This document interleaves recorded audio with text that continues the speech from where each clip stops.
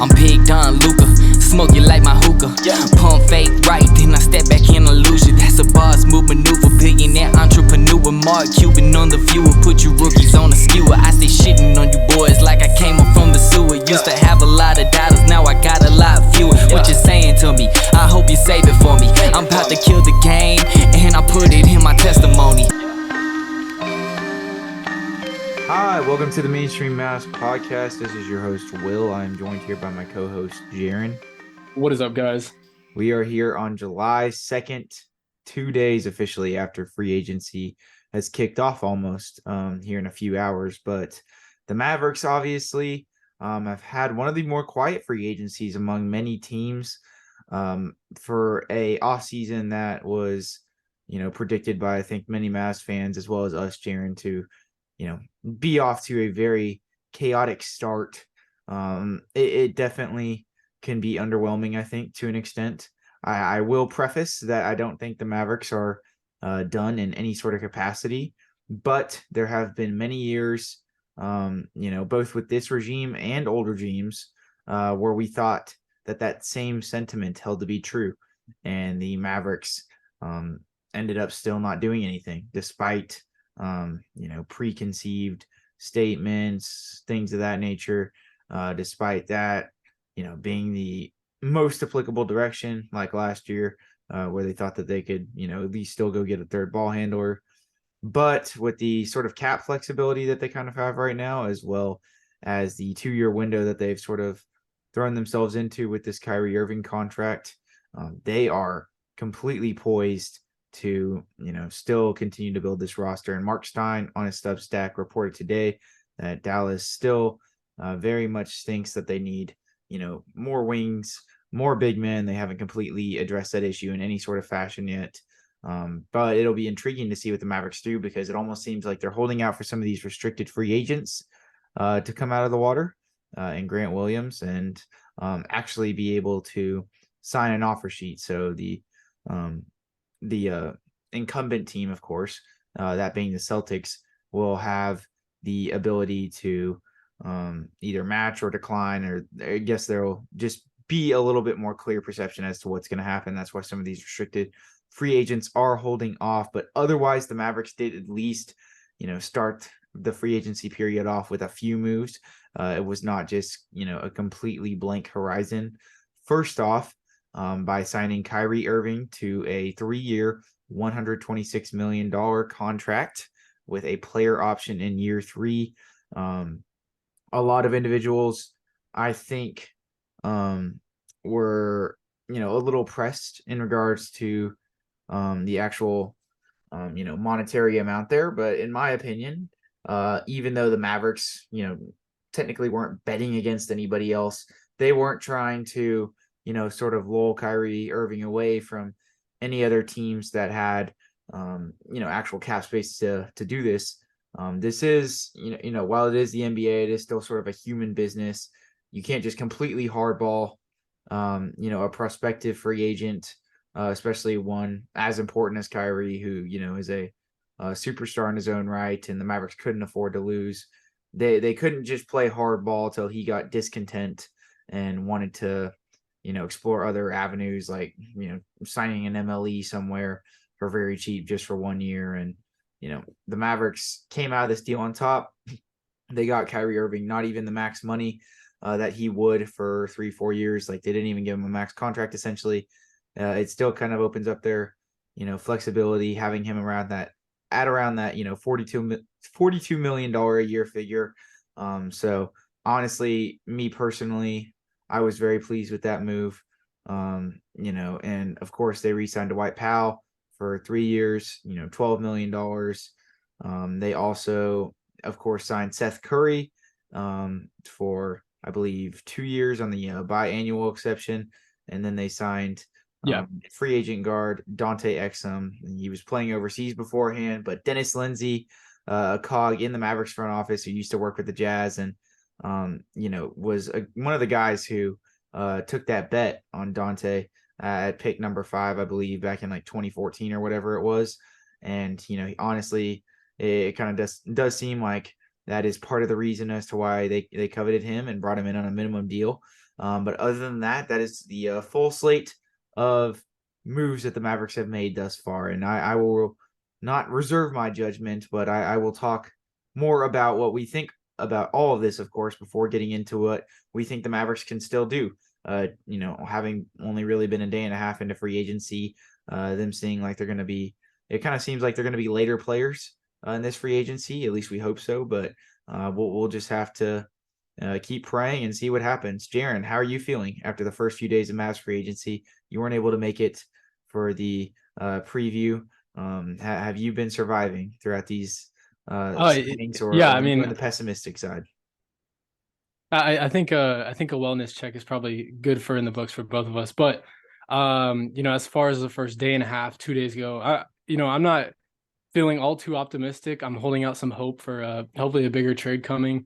I don't know if that'll be today or in the next few days. I know that kind of waiting on a few dominoes to fall, I would say. But look, I think the moves haven't been needle moving, I guess, per se, other than the Kyrie re-signing trade. Or, sorry, Kyrie just re-signing. And I just don't.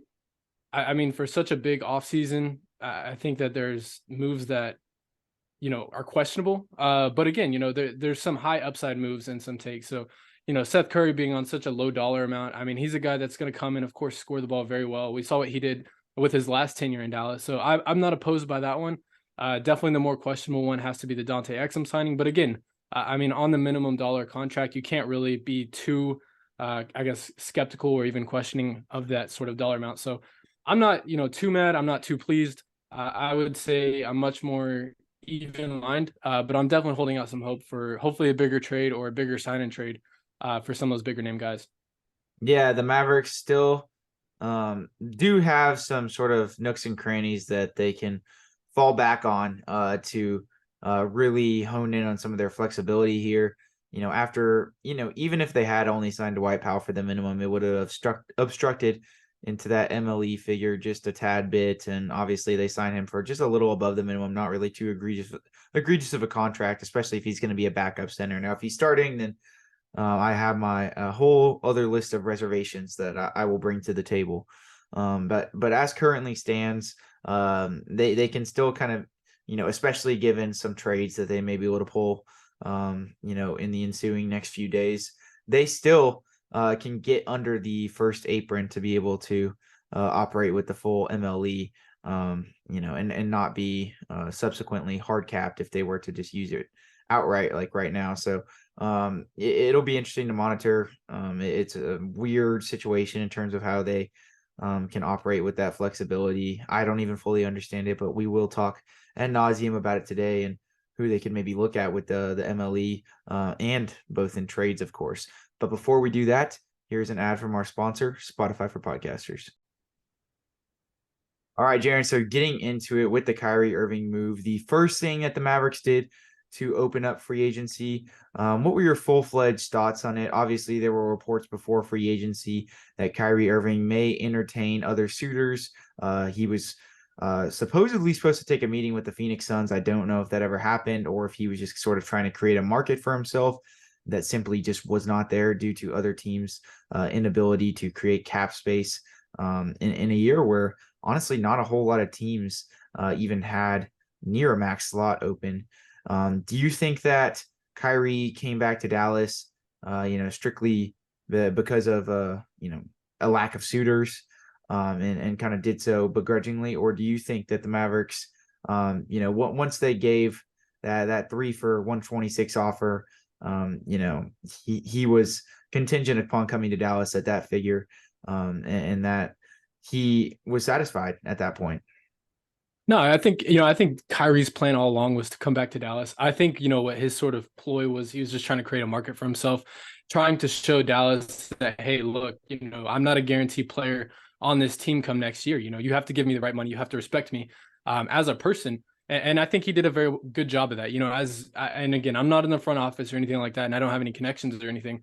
But I would say those last 24 to 48 hours, I was getting a little bit nervous. As I was hearing those, more and more sort of meetings with these top end teams that could potentially go and, trade for him. So yeah, I was getting a little nervous there, but I think the whole plan all along was for him to just, kind of make Dallas a little nervous, maybe increase that dollar amount just a little bit. And you know, sort of milk out the situation. And I think he did a good job. I mean, 3 for 126 is satisfying, I think, in both parties. I don't think the Mavericks are too mad at that number, and I don't think Kyrie's too. I guess he feels like he got too milked or whatever out of that number. So I think it's probably a good number for both teams. But yeah, I mean, I think it kind of sits around that 4 for 160, maybe a little bit less. But it kind of sits around that 4 for 160 tweet that Skin Wade put out. I guess it would have been 48 hours before Kyrie had signed, I believe. But yeah, you know, it sits around that number. So I guess, you know, maybe not total correct, I guess, reporting, but yeah, I mean, it's around that number. But I think, you know, it was a plan all along to come to Dallas. I just think he was trying to create a market for himself, as you said earlier, and just trying to create Dallas, or I guess give Dallas a sense of urging. And you know, maybe they, I guess, just have to lock him in, you know, give him a few more extra dollar amounts. And I think that they did probably a good job of that. No, I would definitely agree with you. I thought that they did their due diligence in the process by not lowballing him or anything, like I talked about in the intro. And they got him on a pretty favorable deal around, you know, I don't know if the contract's going to be ascending. I figure just from some things that I've seen tossed around on Twitter that it will be. But an average of 42 million a year, especially, you know, with the salary cap going up with the new TV deal, you know, the new CBA, the sort of ebb and flow of currency in the NBA, just appreciating in value sort of year after year, the next few years. I don't think it's too horrendously bad, especially given he'll be what, I believe 33 at the end of that contract if he declines that player option in the third year and he only takes the first 2 years. So it does give you a flexibility, but it also has, you know, the ability to, you know, tie him down long term if he does still want to be in Dallas and he's still playing well. I mean, you know, you can always you know, talk about an extension. I believe I don't think there's any sort of stipulations upon his contract where he couldn't get extended, but I would obviously need to know a little bit more about it. And in regards to that player option, I mean, who knows how 42 million a year will look in a few years. But needless to say, obviously if Kyrie, you know, doesn't perform maybe to the standard that he sets for himself, you know, not this coming year, but the year after, or something just goes haywire, he gets injured or something like that, he'll likely opt into that player option, which, you know, would probably be, you know, dead weight on your books for a year, but it would be a huge expiring contract. So it would still have value at some point, even like the trade deadline, if it had really got to that. So, I mean, it's not, you tie him down for, you know, at least over a year. It wasn't just a 1+1. So I was happy about that, with potential to be a third year if things are going swimmingly for the Mavericks and Kyrie. I definitely had a huge sort of sense of relief once, you know, that news flashed across the Twitter sphere, which is kind of being hindered by Elon Musk right now amidst a very hectic free agency. But no, I mean, it was great to see Kyrie Irving officially re-sign in Dallas, for the Mavericks to not play with their food too much. It was a very swift, easy process. I honestly kind of thought he would not want to be one of the, you know, first free agents off the board. I thought he'd kind of hold his water for a little, at least kind of see if any other teams would try to make a play for him via sign and trade.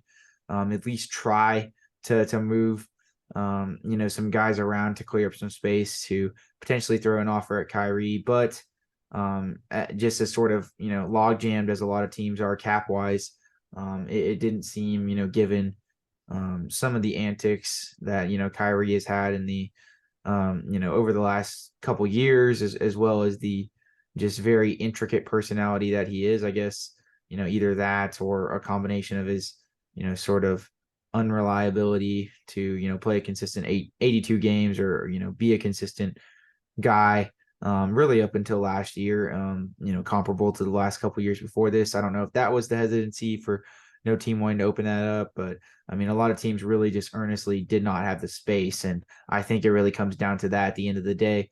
But great for Kyrie to be back in Dallas. I'm extremely happy, extremely excited. Obviously, this, you know, hits the nail on the head even more in terms of the Mavericks, you know, really cashing in on this championship window, given that we're only guaranteed 2 years of Kyrie at this point. So we will be, I think, even more dramatic. There will be more of a sense of urgency in the way that we talk about how the Mavericks have to roster build than there even was initially, where we still, reserved a little bit of hesitancy in case Kyrie were to, be on the way out and the Mavericks could sort of do a pseudo rebuild or retool or something like that. But that is strictly not the case anymore, Jaren. They have to cash in. They've let 2 days of free agency essentially slip off the board here, having made pretty minimal around the margin moves. Albeit while Seth Curry is a pretty solid move and on a pretty good deal, it's not one of the hugest positions of needs for the Mavericks right now. What exactly are the Mavericks doing? Why do you think that they went out day 1 and 2 of free agency and made these sort of minimal marginalized moves by just retaining Powell at essentially $4 million a year, a little over the 10-year veteran minimum contract figure per year, which I believe is valued somewhere around like $3 million. So he's making a hedge over that when you calculate the appreciation of what the 10-year veteran minimum will be for the next few years. And then of course, bringing in Dante Exum on a 1-year minimum, and also, with the Seth Curry move, I just mentioned it, but between all three of those moves, what do you think is the reasoning for these like sort of marginalized moves that aren't necessarily needle moving, don't address the biggest position of need? Are they pointing towards some sort of sign for you in terms of what the Mavericks might do next, or does this kind of signal to you that the Mavericks are kind of lost in terms of free agency and they went a little off track here on their pursuits? Yeah, absolutely. I think to me, 2 out of the 3 moves aren't necessarily needle moving moves. I mean, you can argue that all of these moves that they've made, 3 out of the 4, I guess, not counting Kyrie, that they've just not been needle moving moves. And look, I look at 2 of those 3 sort of deals that they did make, that being Powell and Dante Exum, of course. And I think that those are more marginal needs, something to bolster up, I guess, the roster, bolster up depth. I don't think that they're looking at, I guess, Dante Exum kind of just, I don't think they're really looking at him to be a huge figure in this rotation, a huge, sort of rotational player. If he is, he does have high upside on a low dollar amount. So, I think that the hitting mark, the home run sort of thing is definitely a low ball, high flyer sort of guy. And, I'm not opposed to that, especially at that minimum dollar amount. So that's why I'm not, too mad, definitely a little questionable of it, a little skeptical. And then, to follow up with Dwight Powell, I think that, again, a veteran presence in the locker room, a guy who, of course, has been in Dallas, is now going to be potentially the longest tenured Maverick in a very long time outside of Dirk Nowitzki. So I mean, you're bringing in a good culture guy. We know what he's doing on offense and on defense for that matter. So I don't think the fit is necessarily going to be questioned. There's definitely been some funny remarks and some fun little tweets made about it. And, I can't say that I haven't liked them or I haven't sort of felt the same, I guess, disdain as them. But I mean, look, I think that those moves at the very least are just sort of roster depth moves, something that, you can't be too mad about with the dollar figure. Now the Seth Curry move, I view as more of a future sort of put in place deal. To me, I think that, it almost guarantees that Tim Hardaway Jr. and probably another Maverick are going to be on their way out via a package trade or another sign and trade kind of deal. I guess we'll just have to see how that pans out through the next few days. But to me, that Seth Curry deal sort of, I guess, it improves the timeline, or I guess makes the timeline faster for Tim Hardaway Jr.'s departure out of Dallas. I think, very similar in the sense of scoring, and not just that, but I know we'll probably get into Seth Curry, the player, maybe in a later podcast or even in today's podcast. But Seth Curry, I mean, a knockdown shooter, a guy who I think outside of once has shot over 40% every season in his career, if I believe him, or I think I'm correct on that.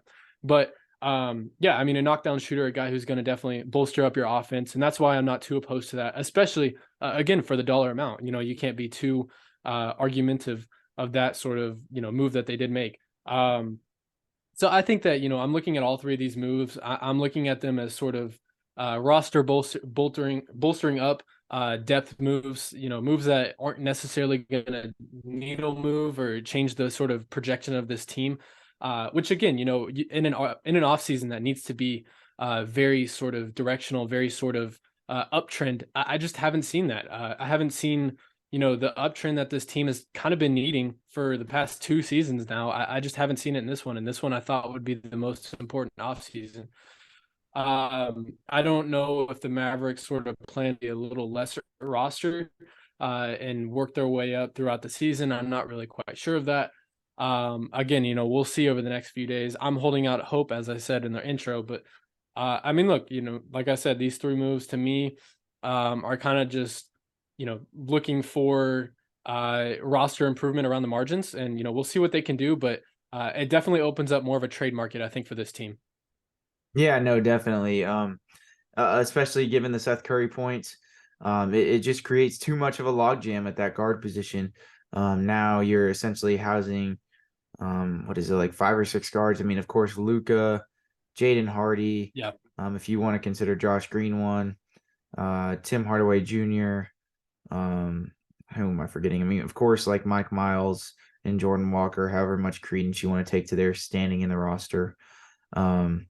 Obviously, with Tim there, it just is a weird sort of dynamic. As badly as the Mavericks need wing defense, you'd think that at this point, having brought in yet another off the bench guard, something that they did not, diagnose as one of their centripetal issues heading into this offseason. You just have to think that they'll be, consolidating Tim Hardaway Jr. at the very least, among all other players that they have at the moment, to another team. But we'll have to see what other, news comes out of the mill from that standpoint. But I definitely think that's the biggest chip that the Mavericks have to sort of play now, as well as, sort of just hyper dependent upon what they do here in the next 48 hours. Can they create that space to retain the full MLE, go after a Grant Williams, go after even maybe a PJ Washington, somebody in that maybe 3 for 51 range, something like that. That'll be very interesting to monitor if they, go more of the, trade route and just opt to maybe do 1 or 2 trades here, or if they do really make a concerted effort to, do a trade or two, not just from, an asset and player perspective, but also from a flexibility perspective, to be able to get under that first apron, not be hard capped to where they use the full MLE. Right now, I believe they're about like 4 million away. So they would just have to send 4 more million of outstanding salary than they're receiving, which can pretty easily be done and still stand within the confines of that 25% rule of a team, essentially, when they're making a trade, having to be 25% within the outgoing salary and incoming salary and vice versa. So if they can, stay attuned to that, and they also have that tiny little trade exception. It seems pretty hard to use, given it's only in that 3 million range, and they can't combine it with anything in aggregate. But you never know; that's also a play in the table. So obviously, they still do have quite a bit of flexibility. Mark Stein even went on to report as much, that the Mavericks would not sacrifice their full MLE to sign Dwight Powell. So, as much as I'm ready to sort of fire off the gunshots, the sort of realism in me, the analyst in me, is making me hold my reservations. Hence why I didn't come onto the podcast, blazing with excitement today, because nothing really insane has happened here over the last 48 hours. But, Jaren, to be honest with you, if the order of operations is this way and the Mavericks still have more moves to make, I almost kind of like it more. It elongates the anticipation, and it definitely probably feels more lucrative, more rewarding at the end. But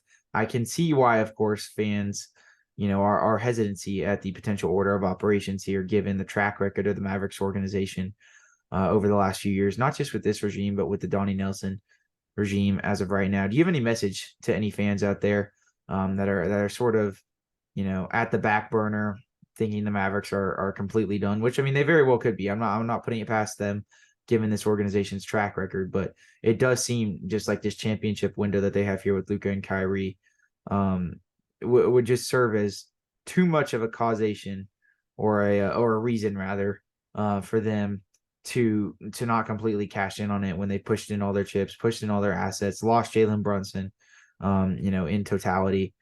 What do you think exactly? What would you say to some of these fans that are, ready to, have the pitchforks and all the knives and everything lined up outside the AAC for whenever Nico Harrison steps out of his office? Yeah, I mean, I saw a lot of tweets, especially after that Dante Exum, and more so after that Dwight Powell signing, that were trying to gather people to raise hell on the AAC on Victory Avenue. But no, look, I mean, in all seriousness, guys, I think probably something to hold on to, even though this regime, this front office has proven otherwise in past years. I'm still going to hold out a little hope. I guess from an analytical perspective, it makes sense. They I guess the dollar amount they're working with is very integral to make still. So I'm still going to hold out some hope. I think it's hard to people down because again, I mean, this regime has proven otherwise in past years, and it almost seems like this year is going to be a little less of the same, I guess, that we've seen. But yeah, I mean, look, I would say just hold out as much hope as you can. I mean, if we're having the same conversation we are right now, a week from now, I think it might be time to get a little nervous, time to get a little skeptical of what this team could possibly be doing. But right now, I would hold out some hope. I mean, we're only a day and a half, almost 2 days in full and free agency. So I think if anything, this team is looking at the trade market. I mean, there's been multiple reports of that now. So I'm holding out the trade market hope. Maybe they'll find some big center. That's kind of what Mark Stein reported in his Substack. And I believe whenever he went on air, I don't believe what channel it was. I'm not sure. But I believe he did go on air or on a YouTube channel or whatever and kind of reported that. So I'm holding out a little bit of hope via trade market that this team can get some work done, especially, in the needle moving department for this roster. So I would say, let's hope. But again, like I said, if we're having this conversation a week from now, this could be a totally different sort of sentiment that we could be having with us and the front office over there in the lovely Victory Avenue and the AAC. So we gotta love them. But I mean, look, yeah, I don't really know where I'm going from here, but we're just trying to hold out hope. That's what we're trying to do. So No, yeah, I mean the Mavericks obviously have to cash in on this flexibility, or I mean, there's no more excuses. There's no more next year. The timeline has been sped up. They have to cash in now. Like now, the time is now. I've probably said that a few different times on this podcast, but the time is definitively now. Just like the 2011 NBA championship slogan. So they have to push the chips in and see what they can do here. We're gonna see if Nico is the god tier GM that we all hoped and loved for at the draft. If that can be reciprocated here, like I said, I'm going into this with cautious optimism, to the point where I am acknowledging the, wrongdoings, the malpractices of the older regime, as well as, maybe some of the sort of, non-assertiveness or non-aggressiveness of the new regime, even though they haven't really been terrible as far as the draft has gone recently, as far as we are concerned up until this point. But, definitely there's still a lot of skepticism given the last handful of years, the planned powder just dissipating into thin air, all that sort of good stuff. So, obviously, Jaren, we talked about this from the Mavericks perspective and what they can do. I'm gonna classify these moves under two sort of microscopes here for us to look at, because I don't think it's fair to look at just holistically, since we don't know what's going to happen. So we're going to talk about the all the re-signings and stuff, grade them, and we're going to do so under the sort of protocol here, and we're going to split these up into two, essentially, going to categorize them, and we're going to have one analysis for each player that the Mavericks have either signed or re-signed, of course, so Seth Curry, Kyrie Irving, Dwight Powell, and Dante Exum. And we're going to give a grade on the signing if the Mavericks are completely finished with free agency. And then we're going to give a grade on the signing if, the idealistic scenario comes through and they still end up making more moves. They just had a, different sort of skewed order of operations.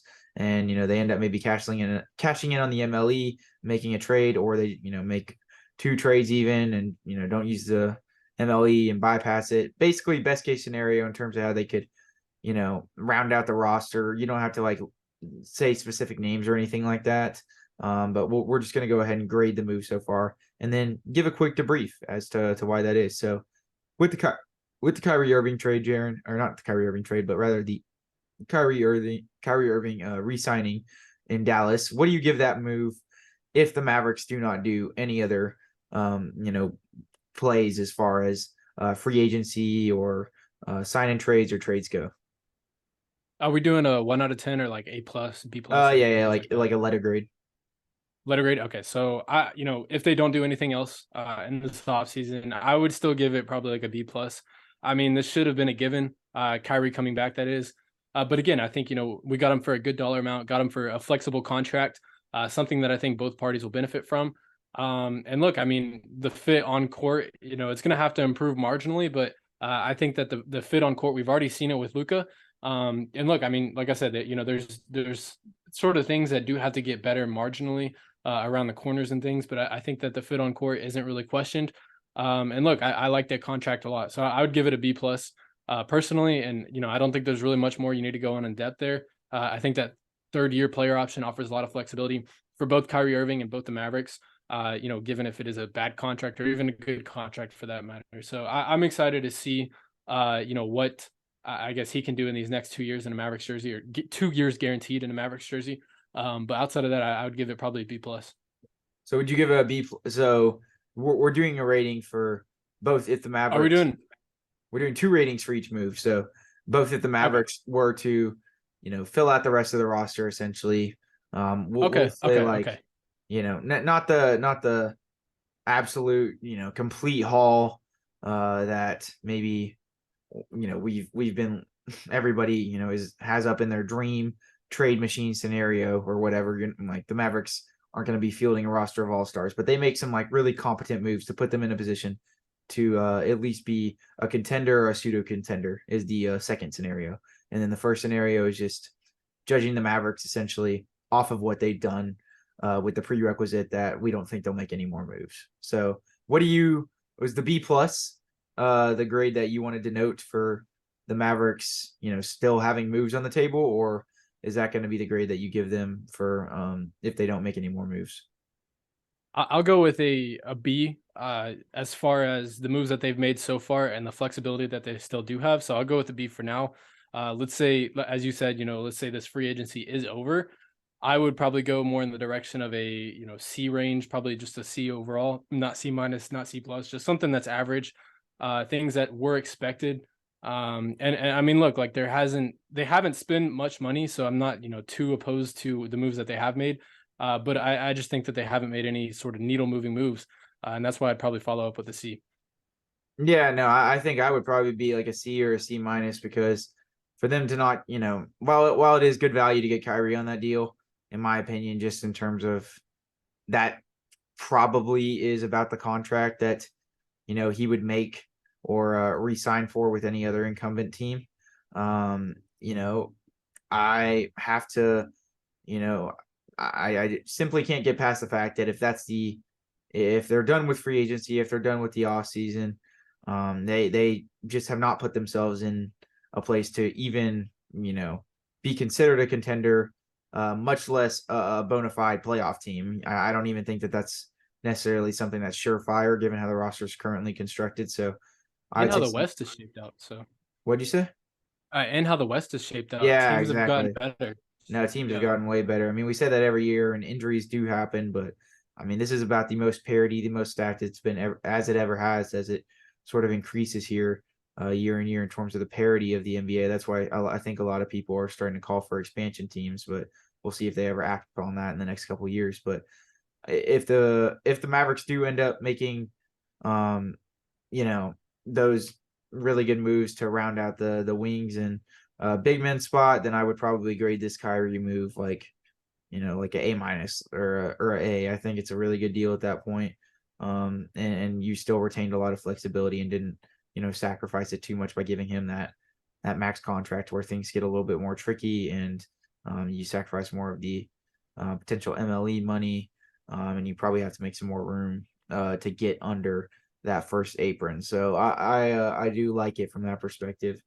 On to the Seth Curry move. Jaren, I'll go ahead and start us out.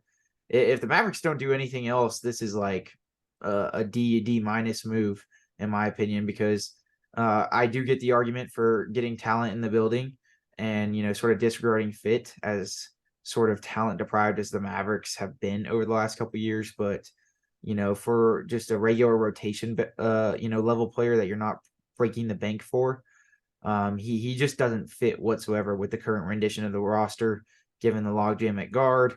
I'm sure he definitely still get playing time and stuff, but it would be a weird sort of minute splittage between him, Tim, and Hardy. And it obviously, if this is the only thing they do and they prioritize this over other wings and big men, you're looking at anywhere from like a D to D minus for me. But if they are able to round out the rest of the roster, say Tim leaves, I think that this is a good sort of replacement, good Tim assurance or insurance, if you if you will. And at that point, it's honestly at the dollar amount that Seth's at. He is 32, not really too old. He's definitely still got a couple years left in the tank. Only on that biannual exception potentially. I'd probably give it like a B plus or an A minus. I'd probably have rather have Tim Hardaway Jr. if we're just tossing them up between who I like more as a player, contract aside. But for Seth and his contract, I think I'd much rather have him than Tim and Tim's contract. Yeah, absolutely. I think the grade I would put if this season or if this offseason were to end now after that Seth Curry deal, I'm gonna go with an F. I think that the biggest need of this team has been defense, and of course Seth Curry has had a very sort of stable decline on the defensive end of the ball over the last few seasons, and I just don't think that that's a move that bolsters up your defense by any means. It definitely makes the offense more creative, but it also creates more of a logjam. So from that perspective, I'm going to go with an F because, again, like you said, it just doesn't make any sense. If Tim Hardaway is going to stay on this roster, if Jane Hardy's going to, sort of elevate in that sort of sophomore year, or I guess have to take that sophomore jump, it just doesn't make any sense to me. But look, if moves are to be made, and as you said, if Tim Hardaway Jr. is going to be gone, and maybe it frees up that guard spot a little bit more, I'm going to have to go with probably a B plus or A minus. Again, something similar to your range. Because again, there is still moves to be made. And at that dollar amount, Seth Curry is someone who can bring really good value at that 4.5 or whatever dollar amount it is. So I'm not too opposed to it as long as they're making other moves. We have seen 2 other moves since then, but just kind of sort of, I guess, under the roster, very sort of low man moves to be made. So, I think they're going to have to make some big move to be made for this offseason to prove a lot. But yeah, I'd probably go with a B plus or A minus if they can get off Tim Hardaway and hopefully get a positive contract or a positive force in the locker room in return. No, yeah, I would definitely tend to agree with you in terms of your analysis of that. It's definitely not too dissimilar at all to my sentiments on everything. What do you think would be your letter grade for the Dante Exum move? And do you think it even changes at all if the Mavericks do or don't do anything? Yeah, I think, this is a hard one to pinpoint because it's on a minimum contract, of course. I think if anything, he's probably going to take over that Frank Ntilikina role where he's not playing every game. And the games that he does play, maybe he has a bigger role than others. I would probably go with just a simple C plus in terms of the move itself, just because, it does have high upside for such a low dollar amount. And, he did improve a lot overseas. But again, getting back into the NBA, he's going to have to prove a lot. To have outside of a 2-year contract again. So, we're going to have to see a lot of things change in his game. But the move itself, I'm not too sort of worried about. I'm more so worried about, I guess, the negligence of the other free agents. If they chose Dante Exum over those other guys, that to me does bother me. If that was the case, I'm not sure if that is the case, but look, if that is the case, that's what bothers me the most. And again, to give out a grade, if the roster were to be done now, and I guess that's probably the final move, if it were to be done now, this only makes it more worse. So I would probably have to go with a D plus or a D, because again, you passed up on guys, McDaniels, there's still a bunch of guys on the board. PJ Washington, I know he's going to be a little bit of a higher dollar amount, but some of these more defensive minded wings you passed up on for Dante Exum, who hasn't proved a whole lot in the NBA. So I think, if anything, this could be one of those moves that you look at and it just kind of sums up the Mavericks of the last 5 years. But look, we're holding upside here at the mainstream Mavs. And, we're just going to go in with what Will says as how do you say it? You're like skeptical, skeptical Cautious hope, or optimistic. skeptical. No, it's Yeah, cautiously yeah, optimistic. exactly. Yeah. Yes. No, So for sure. I think that's probably the best way to title it. But yeah, I'm not too opposed to the move itself. But if they are done with this roster, we're gonna have to go to the AAC and we're gonna have to raise hell. That to say the least. So No, most definitely. I mean, it's funny how they essentially kind of went for the same sort of archetype in a player as Frank. This sort of tentative ball handler, I guess, a guy that developmentally projected to be a bigger point guard, as well as a guy who could defend 1 through 3 at a very high rate. Not all too dissimilar to what we're seeing SGA right now. That was Dante Exum's archetype. He was a 6'6" point guard coming out of Australia, but the guard skills never really were able to come too much of a premium to him, and the lack of an outside shot definitely kind of disrupted things. I'm going to be honest, even since the signing yesterday, Jaren, I haven't even had a chance to go watch Dante Exum highlights or really profile anything from me neither. his overseas sort of tenure here. But we'll definitely, dig more into it and see exactly where he stands and, preview him a little bit more as a player. But look, the archetype of a player is good. Him sticking around the NBA will be kind of contingent upon how much that playmaking and ball handling is actually valuable. And if he can, stay a consistent shooter, at least be able to spot up on the wing like Frank did, but hopefully at a higher clip. Given that Dennis Lindsey, who was in that Jazz front office and selected him and was very high on him, when he was the 5th overall pick in 2014. And then, of course, Exum kind of subsequently fizzled out of the NBA. I mean, I'm happy for him that he is, got to a place where he's going to be able to make a return, because I honestly didn't think he would.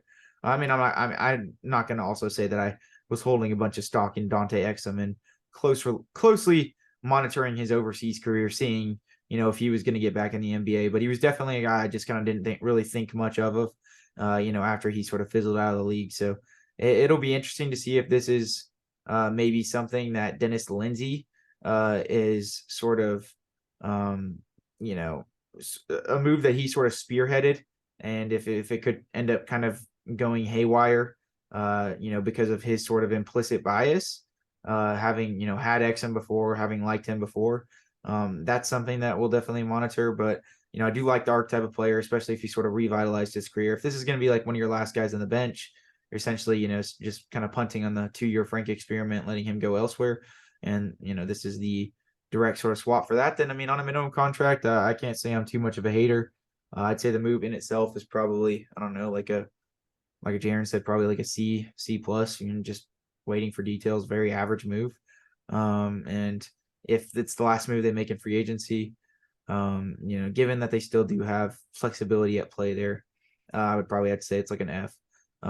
Just to be quite frank with you, no pun intended. So, but we'll see exactly what happens. I doubt that obviously that is the last move they make, but I'm not going to let the years of travesties the front office has provided to our mental health blind me to the fact that it could be. So those are the sort of tentative letter grades I would have upon those first few guys. Lastly, with Dwight Powell, Jaren, our Lord and Savior, signing for a little bit above the 10-year veteran minimum, I guess, which is sitting around, slightly under that $3 million figure or whatever it is. He's signing in about 4 per year for 3 years. Dwight Powell gets 4 for 12. Not bad value in terms of the skill set he provides as a player. We obviously kind of talked ad nauseum about Powell, sort of for a few different segments in the last few podcasts in terms of how we do really like him as a guy and even as a player for this Mavericks, in terms of him being able to provide that invaluable locker room experience, being a great cog in the community, being a great help here in Dallas, being a very charitable guy, donating a lot. Also, being one of the more selfless guys on the team. If a guy's ahead of him in a rotation, being admirable of that individual and or admiring rather. He's always very admiring of who's playing ahead of him, even if it's Willie Cauley-Stein, cheering him on. This is a guy that, in no small part, I think for the casual Mavericks fan that doesn't keep up with Twitter, has probably become a fan favorite. But obviously, because of the Mavericks' inability and the sort of front office's inability to, add a tried and true sort of rim protector to this roster for the last few years since the Luka Doncic era has started. I mean, they've obviously tried, starting with DeAndre Jordan, then to Kristaps Porzingis, and so on and so forth. But time in, time out, they failed again. With Dwight Powell, coming back to Dallas, Jaren, the second re-signing that they made other than Kyrie Irving, what do you expect his role to be? I think that this one is a little less indicative really of what the Mavericks continue to do because it is on such a low dollar amount for a guy like Powell. I'm more so going to diagnose this grade by if Powell is starting or if he is coming off the bench. So that's how we're going to do this grade. So Jaren, if Dwight Powell were to start for the Mavericks next year, essentially they don't really do anything as far as, addressing the center spot, besides providing a great short rolling center, a guy who's aggressive on the boards, and Rashawn Holmes, and of course Dereck Lively in the draft, who probably isn't tailor made or NBA ready to start right off the bat. What would you give this grade if the Mavericks aren't to do anything else for the rest of the offseason? If this is the last sort of re-signing they make here with Powell, what would you give the grade? Yeah, from a roster building perspective, I'm not opposed to the move. I mean, it's a veteran piece, as I mentioned before, a guy who, knows Dallas, has been here for a very long time. And look, I think the Mavericks are kind of looking at him to be this veteran presence alongside a young Dereck Lively. So I'm not opposed to that. What I am opposed to is if he's going to be eventually a starting center or eventually a very integral part within the system. I'm just not I'm not too keen on that. I don't know if Dallas is viewing him as that. But look, for a good utility guy, a good guy to come off the end of the bench, especially at that dollar figure, I'm not going to be too opposed to that. From a letter grade perspective on the move itself, because it was such a low dollar amount and because presumably what his role should be off the bench, sort of being a veteran leadership kind of guy in that locker room, I would give it honestly probably like a B plus or a B, just something average, keeping the sort of, culture / communication and trust within the players. I mean, he's a guy that can definitely do that. He'll probably be on the leadership council if that's still even a thing. So I'm not opposed to the move itself. And look, I'll give an additional grade if he is going to be the starting center. This is an absolute F. Because again, of all the points I just proved, he does not need to be a starting center, and we've been having this argument for probably 8 years now. So not quite 8 years, but we've had this argument for a very long time, too long. And again, he's going to be put within a system where, at least right now, with how the roster is currently built, he could potentially be a starting center. So look, that's a different argument for a different podcast. But with the move itself, I guess pretty much I did already give my letter grade. But if the roster is done at this point, and Dwight Powell is the last sort of re-signing we make, I would give it probably an F, because again, that doesn't improve your defense at all. If anything, it improves maybe the culture a tiny bit. It improves leadership, and I guess that's pretty much about it. But from an on-court perspective, I'm not too keen on it. It doesn't cash in on the championship window. Dwight Powell cannot be the starting center for this Mavericks team to win a championship, unless that they have, such a heavy conglomerate of lengthy 3-and-D one-dimensional wings that they're able to just completely cover up the lack of rim protection and the lack of offensive versatility. I just don't think that he's their guy. And we've covered that and outlined that in many podcasts. And I actually had to write an article recently. I won't tell you guys exactly what it's for recently or what it's for yet. But I had to write an article recently, and I wrote the whole thing over, and it was essentially the first thing that popped into my mind, just a sort of random prompt regarding the Mavericks, and I wrote it over why Dwight Powell cannot be the starting center for this team after reports surfaced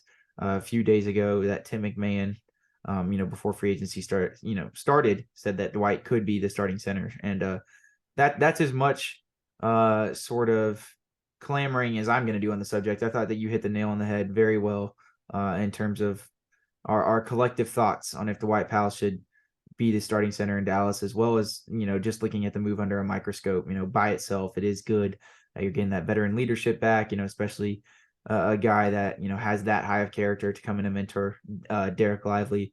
Hopefully not be the stopgap starting center till Dereck Lively is ready, but be the stopgap sort of veteran to mentor him along the way, if that's even a thing, or if I don't know if he'll just magically not be ready for a veteran in 3 or 4 years, and the stopgap part of that is fulfilled. But you get what I'm hinting at. Obviously, the term stopgap has been used ad nauseum on Mavs Twitter, leading up to free agency in terms of trying to describe the perfect bridge in terms of getting another starting center that we can get until Dereck Lively's ready. So, that's probably what I would, reciprocate as well, completely with what you said, Jaren.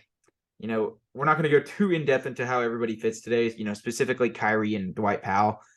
We honestly probably really won't even talk about it all because, we have 85 million podcasts over that, specifically our player and reviews podcast that you can go listen to.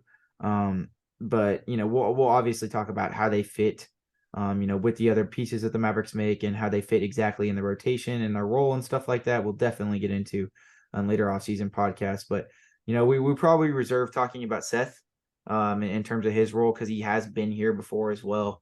A bona fide 3-level scorer who gives good effort on defense at that 6'2" frame, is real handsy. He honestly has a very similar sort of defensive style to Kyrie. I don't think he's as instinctual as Kyrie, but he does have a good eye for the ball despite the lack of length. Now, look, there's obviously a reason that the Mavericks made that Seth Curry for Josh Richardson trade.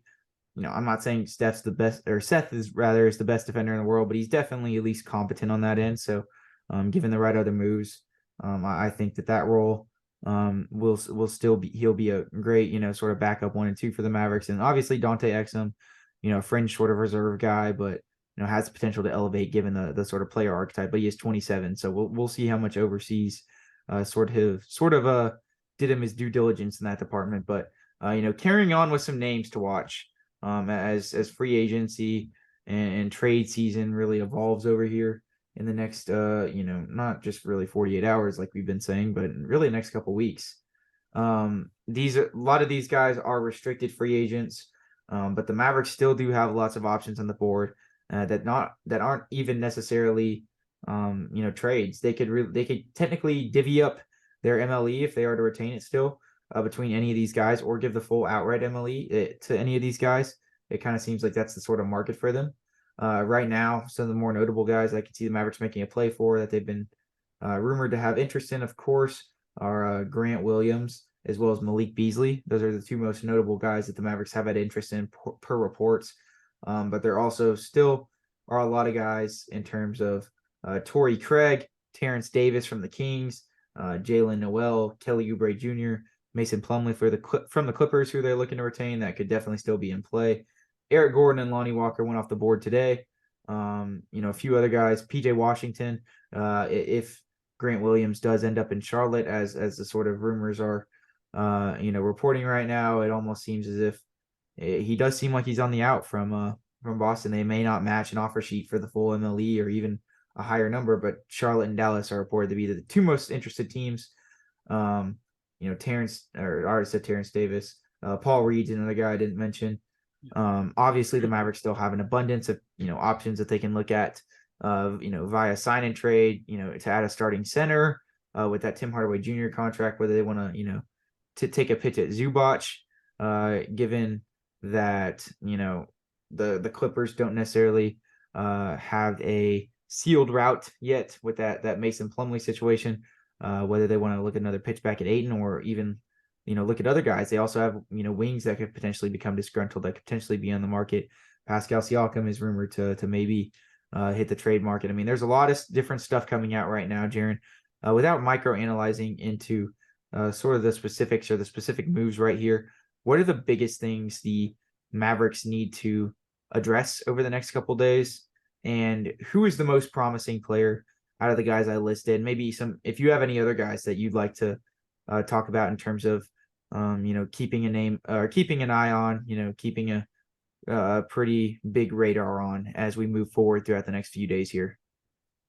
Yeah, I mean, I think there's one guy that I'll point out a little bit in a minute from now, but I mean, yeah, I think that keeping your eye on the wing position, probably at most in terms of a free agency type signing or a sign and trade move, I would keep an eye on the wing. I think, if the Mavericks are really looking for a starting caliber center, I think that they're going to have to look strictly at the trade sort of plaza that is available for them. I know that they've been linked to Jared Allen of the Cavaliers and some other names not similar to him, but just some other, sort of average center names. So I would keep my eyes on those two sort of moves. But in terms of unrestricted free agents, I just don't really see a whole lot of guys going off the board in terms of Dallas. Maybe a Malik Beasley if they're really wanting to sort of bolster up this creative, off the bench sort of scoring, which is something that with Seth Curry, I think becomes kind of redundant at this point. But in terms of restricted free agents, Grant Williams, of course, the obvious, PJ Washington, his name's been thrown around. A guy that I'm kind of intrigued in who would definitely bolster up some defense and especially on the wing, Matisse Thybulle. He led the league in steals by over like 22, I believe it was. I'm not opposed to that move because again, I think that's probably a buy low, sell high kind of moves. So I those are probably the moves that I'd look at most too. And like I said, if the Mavericks are really wanting to go after a wing, I think it's probably going to be in the next few days via sign and trade or via a signing just in general. And, again, like I said, if they are looking for a center, to me, all points or all signs kind of point towards going towards that trade market. But I like Matisse Thybulle. I like kind of all the names that have been linked to the Mavericks. I just think Malik Beasley, especially after that Seth Curry signing, I think is going to be kind of redundant at this point. And I would be very surprised if the Mavericks made a play for him. No, me too, but they are still rumored to have interest in him. So the two guys that they have supposedly deposited the most sort of interest in here are Malik Beasley and Grant Williams, per reports, just in terms of the rumors that are circulating around the internet. But all of these guys, even like Oubre, are very intriguing, and seeing how the Mavericks operate with this flexibility is going to be captivating. And I mean, we love Grant Williams as that 3-and-D sort of big that can switch over and, guard up a little bit. He has a lot of potential to, solve not just the wing depth issues, but, he can play a little bit small ball 5 if need be. Very versatile, can knock down a great, a 3.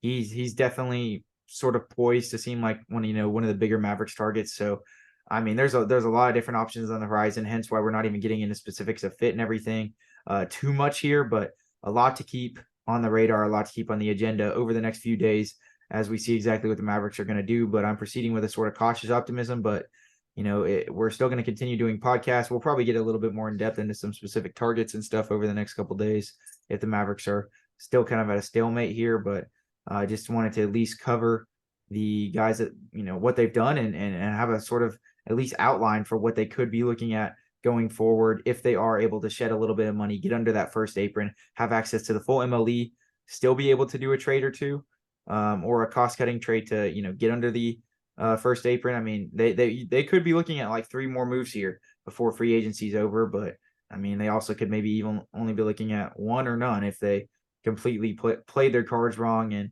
everybody that they wanted went off the table. So we'll have to see how much Nico Suave comes in for us, Jaren, but it's been an interesting sort of start to free agency for the Mavericks, a quiet one, but not all hope has left the bag. We can see the pessimism by the fans. I understand it. I'm there with you, but just try to keep level-headed until, we have a foregone conclusion that this thing is done is what I would encourage to everybody else, because, it is not too fair to, apply the criticism before we have definitive answers, but to apply the skepticism, I completely understand given the track record of this front office. But listen, we will catch you guys in the next one. It's been a fun one. Make sure to follow us at Twitter at Mainstream214. Make sure to get us at YouTube, Mainstream Mavs Podcast on YouTube. Make sure to like and subscribe. Like the video, subscribe to our channel, but of course, comment down below. Who do you think the Mavericks are going to get next? What is their primary target at the moment, whether it be, via free agency with that mid-level exception or via trade? Who do you think is the next Dallas Maverick on the horizon if they're still to make a move?